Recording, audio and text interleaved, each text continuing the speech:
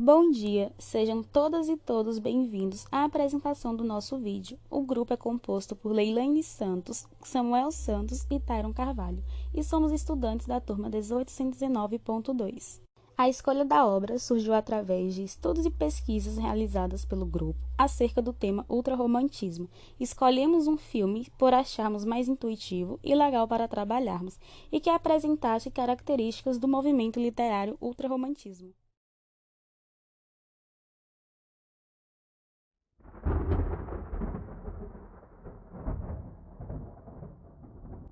Nos anos 30 e 40, a Universal Studios estava fazendo muito sucesso com seus filmes de terror da Era de Ouro, adaptando as obras famosas da literatura gótica como Drácula e Frankenstein. Esses filmes se tornaram grandes clássicos do cinema, e não poderia ser diferente, pois além de terem sido grandes sucessos de bilheteria, esses filmes foram muito importantes para a popularização e imortalização de personagens da literatura gótica, além de terem sido muito influentes para a arte gótica como um todo. Alive! It's alive! It's alive! It's alive!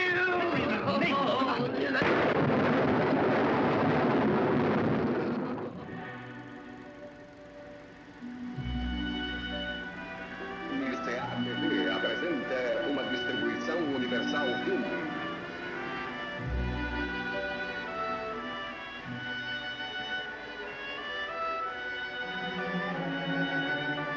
Mas o que é gótico? Quais são as suas características e a sua relação com o ultrarromantismo? Bem, originalmente a palavra gótico deriva-se de godos, um antigo povo germânico bárbaro. O termo foi usado pela primeira vez já no período da Renascença, de forma pejorativa para se referir ao estilo arquitetônico da Baixa Idade Média, que consideravam como bárbaro em comparação com a arquitetura clássica. A arquitetura gótica caracteriza-se principalmente pelas construções altas e pontiagudas de temas religiosos como arcos ogivais, vitrais e gárgulas. Somente no século XVIII, o romantismo inglês resgata a estética gótica, e agora o termo gótico também se refere a uma parte da literatura romântica inglesa. A literatura gótica vai apresentar características mais sombrias, noturnas, sobrenaturais, míticas, melancólicas, misteriosas, ambientadas em cenários de arquitetura gótica como castelos antigos, por exemplo. Além de, claro, como parte do romantismo vai apresentar características do romantismo inglês. Dentre as obras mais famosas da literatura gótica podemos citar O Castelo de Otranto, de 1764, do autor Horace Walpole, considerado o primeiro livro de literatura gótica, Frankenstein, de 1820, da autora Mary Shelley, O Médico e o Monstro, de 1886, do autor Robert Louis Stevenson, e, claro, Drácula, de 1897, do autor Bram Stoker.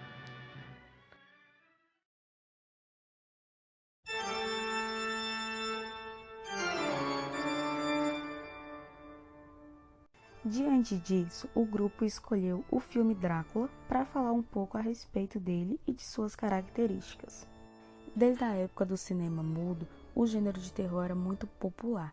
Isso deve-se ao fato de que esses filmes permitiam uma nova forma de se trabalhar o gênero, uma experiência visual que não era possível com livros. Foi então que, em 1931, já na era do cinema falado, a Universal Studios adaptou para o cinema uma das obras de Bram Stoker, Drácula, um filme dirigido por Todd Browning, estrelando Bela Lugosi como o vampiro mais famoso da ficção.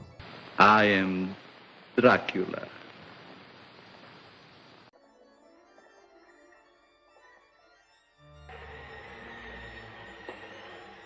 Na trama, na noite sinistra de Walpurgis, o advogado Renfield chega ao castelo do Conde Drácula, na Transilvânia, para finalizar o contrato de aluguel de uma propriedade em Londres para o conde.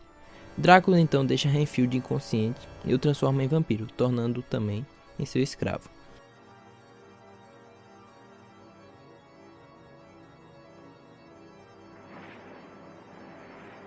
Renfield cuida para que Drácula seja transportado pelo navio Vesta em seu caixão até Londres. Ao chegar em Londres, a tripulação do navio se encontra toda morta e o único sobrevivente aparente é Renfield, completamente enlouquecido e se alimentando do sangue de pequenos animais. Puxa, homem, veja os olhos dele. O sujeito enlouqueceu. Ele então é enviado a um manicômio enquanto Drácula começa a atacar os londrinos.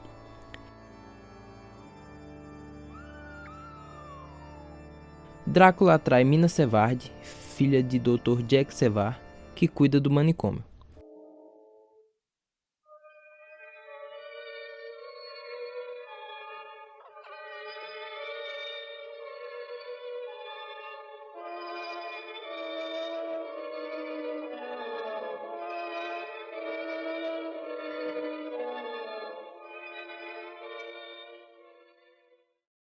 Quando Mina passa a agir estranhamente, o Dr. Servage chama seu amigo, o Dr. Abraham Van Helsing, que percebe que a moça foi vítima de um vampiro. Ele encontra Drácula e logo identifica como sendo a criatura que atacou Mina, pois o conde não reflete no espelho e sente repulsa por uma erva. Então eles tentam impedir que Drácula continue com seus planos malignos. Agora que já soube o que veio saber, será melhor você voltar à sua própria terra. Eu vim para libertar e proteger aqueles que você quer destruir. Chegou atrasado.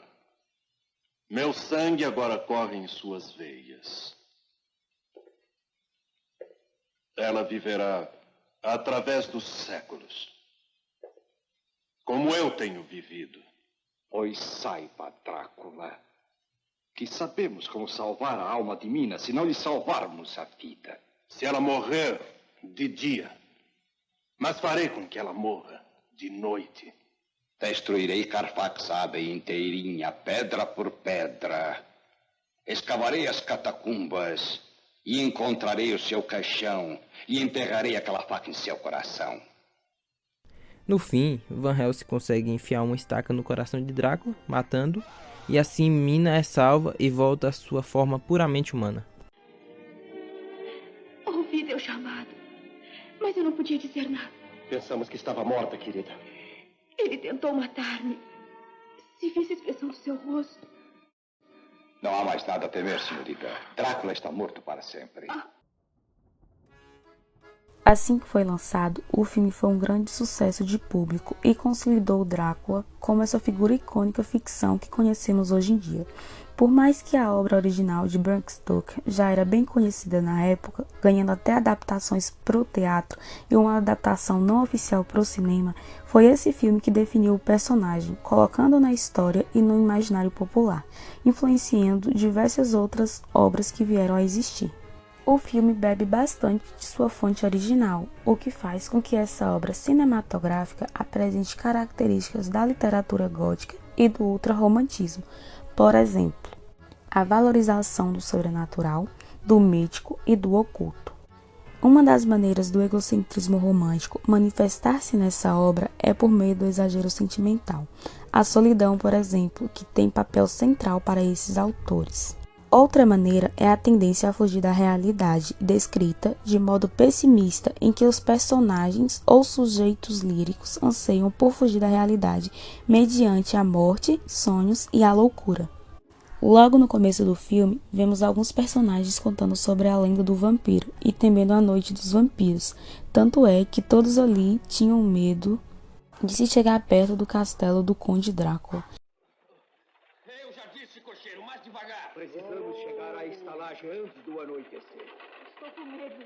É porque é a noite de Valpurgia, a noite dos demônios. Nesta hora, senhora, as portas estão cerradas e todos oramos para a Virgem.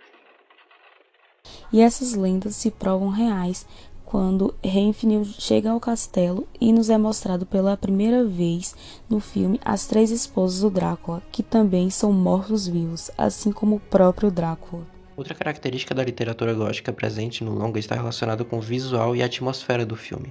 A valorização do sombrio e da noite, misturada com uma atmosfera melancólica e misteriosa, são características presentes nos livros góticos e que foram muito bem transportadas para esse filme. Por mais que seja um filme que não vai te dar medo nem te assustar hoje em dia por pertencer a uma outra época do cinema, a atmosfera do filme, as névoas, a iluminação escura, a forma que é feito o close no rosto do Drácula, a arquitetura gótica e até mesmo uma limitação técnica da época, que é a falta de cores, tudo isso vai gerar sensações no mínimo de estranheza, de sensações desconfortáveis ou arrepiantes ao assistir. Além disso tudo, também é possível perceber algumas características do romantismo inglês no longa-metragem, como o Lux Henders, que podemos ver na ambientação do filme, a mitificação das virgens pálidas e a idealização absoluta, e o interesse pelo amor e pela morte. Sabe, o Abbey me lembra do brinde. Madeiras podres, paredes lisas e nuas, dando eco ao nosso riso, com a morte rondando nas ruas. Bela quadrinha. Já que estamos brindando os mortos, um vivo ao próximo a morrer. Não precisa falar mais, meu bem. Morrer. Estar realmente morto deve ser glorioso. Há coisas bem piores ao homem que é a morte.